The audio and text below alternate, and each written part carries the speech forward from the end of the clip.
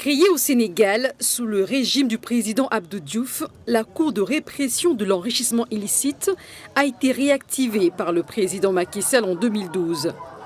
Aujourd'hui, elle n'existe plus.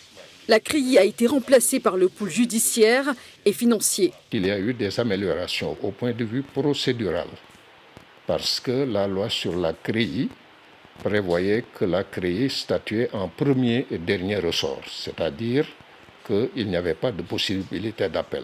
La seule voie de recours ouverte était le pourvoi en cassation.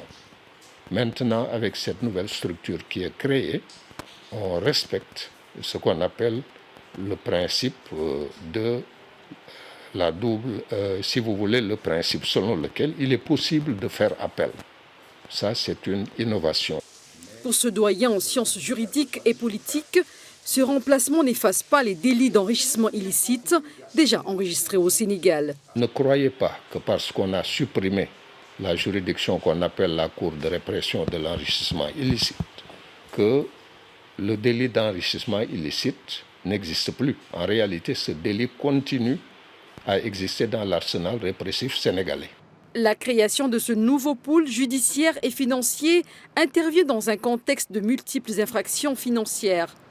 Cette nouvelle entité pourrait moderniser davantage la lutte contre les crimes financiers. Il y a en plus à trois niveaux même, je devrais dire. Un, nous aurons des magistrats uniquement spécialisés en matière de criminalité financière. Deuxièmement, les prévenus ou les accusés devant le pôle financier pourront encore faire recours, pourront donc faire appel devant la Chambre.